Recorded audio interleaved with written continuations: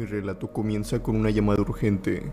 A nosotros y a otro escuadrón se nos dio el aviso de abordar las camionetas blindadas para salir del plantel militar, con dirección a un fraccionamiento que se encontraba cerca de la playa. Era uno de esos fraccionamientos con lujosas casas a orillas de la playa. Esto se me hizo extraño porque, por lo regular, esas colonias eran muy bien vigiladas por parte de la policía y tránsito.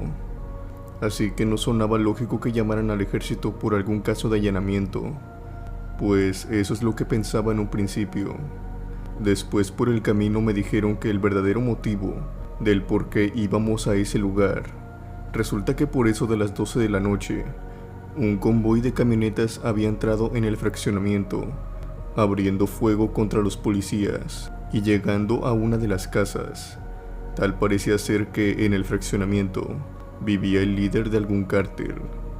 Había sido localizado por uno de los cárteles enemigos y esa noche habían entrado para agarrarlo de sorpresa. Pero obviamente, este tenía cuidadores en la casa, por lo que se formó un enfrentamiento que la policía, por obvias razones, no podía controlar. Así que era momento en que nosotros entráramos en acción. Yo al escuchar el motivo me empecé a preparar, igual que los demás, pues según tenía entendido, el enfrentamiento tenía poco más de una hora de haber iniciado, y por lo regular, estos pueden durar hasta 4 horas, antes de que uno de los bandos decida retirarse, por lo que nos estábamos preparando para entrar en medio de la batalla. Cuando entramos al fraccionamiento, pudimos ver en la entrada a las patrullas en un estado lamentable. Era más que evidente que no les habían dado tiempo de defenderse. Esto incluso nos inyectó más adrenalina, por lo que nos encontrábamos apuntando hacia enfrente. Pero cuando llegamos a la casa, esta se encontraba en total calma. Todo estaba silencio. Había mucho humo y autos destruidos. Eso sí, claramente se había llevado a cabo un enfrentamiento muy sanguinario, donde se veía claramente que los que habían entrado al fraccionamiento habían ganado el combate. Bajamos de la camioneta y nos adentramos en la casa. El panorama, como se lo imaginarán, estaba lleno de cuerpos y olor a pólvora. Yo en ese momento, al entrar a la casa, iba en compañía de un camarada, con el cual me llevaba muy bien. Se llamaba Sergio. Nosotros dos subimos al segundo piso de la casa. Se nos dio la orden de vigilar, en lo que llegaba el equipo forense y la policía. Mi superior ya había dado el aviso de que el enfrentamiento había terminado. Yo me quedé en el segundo piso mientras que Sergio subió al tercer piso. En el tercer piso, se supone que era donde se encontraba el cuerpo del hombre por el que habían ido a la casa. Sergio había subido con otros 2 camaradas. Yo me encontraba en una habitación en la que había varios cuerpos. El olor empezaba a ser insoportable, cuando en eso escuché disparos que provenían del tercer piso, seguido de gritos y pisadas que venían rápido por los escalones bajando. Todos los que nos encontrábamos en el segundo piso fuimos de inmediato para ver qué era lo que estaba pasando.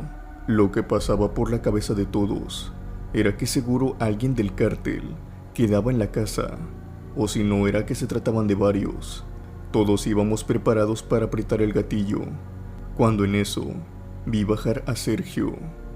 Estaba pálido, sus ojos estaban rojos, venía temblando. Cuando revisé su arma noté que esta estaba totalmente vacía. Había descargado todo el cartucho. Yo traté de calmarlo, sosteniéndolo de los hombros y preguntándole qué era lo que había visto. Este únicamente me repetía una y otra vez que había visto al diablo. Y no era el único, pues los otros 2 que habían subido con él venían con el mismo semblante, pálidos y aterrados hasta más no poder, y repetían lo mismo que Sergio, que habían visto al diablo. Todos los que estábamos ahí nos empezamos a ver las caras. Yo llevé a Sergio hasta abajo y lo subí a una de las camionetas. Se encontraba muy mal, pero mi superior necesitaba gente en el tercer piso, por lo que yo me ofrecí de inmediato. Quería saber, tenía la curiosidad de qué era lo que había visto Sergio. De más está decir que al subir, no vimos nada. Todo se encontraba en silencio.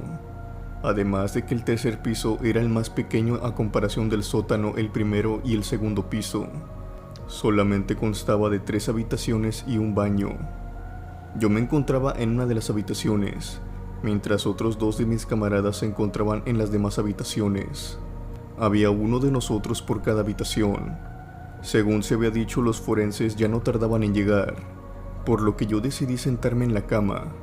A algunos les parecerá extraño que alguien se relaje en una habitación donde ha sucedido un combate como ese, pero créanme que en este trabajo es algo normal ver este tipo de escenas. Además eran pasadas de las 2 de la mañana. Yo estaba algo cansado, pero nada del otro mundo. Cuando me senté en la cama, inmediatamente empecé a sentir mucho cansancio. Este fue aumentando a tal grado que sin saberlo quedé acostado sobre la cama. No cerraba los ojos, pero para cuando me quise mover, no podía hacerlo. Ninguna de mis partes del cuerpo respondía. Quería hablar, pero tampoco mi boca se movía. Estaba paralizado. Mi mirada estaba puesta hacia la salida de la habitación, cuando en eso empecé a ver una sombra que se acercaba. Esta iba en dirección a la habitación. Cuando entró en ella, la pude ver bien. Era como una sombra. Era totalmente oscuro todo su cuerpo. Era el cuerpo de un hombre a excepción de su cabeza. Esta era como la de un perro, pero esta tenía cuernos. Este ser se agachó y tomó de un pie a cada uno de los cuerpos que había en la habitación y los comenzó a arrastrar afuera de ella. En ese momento yo cerré mis ojos con todas mis fuerzas e hice un esfuerzo enorme para lograr levantarme de la cama. Por suerte lo logré. Al salir de la habitación el equipo forense llegó, por lo que aproveché para bajar y salir al patio. Total, las órdenes eran las de no entorpecer su trabajo, y los cuerpos que aquel ser había arrastrado se encontraban de nuevo en el piso. Cuando salí, supe que Sergio no decía mentiras. No se había imaginado nada. En realidad había visto al diablo.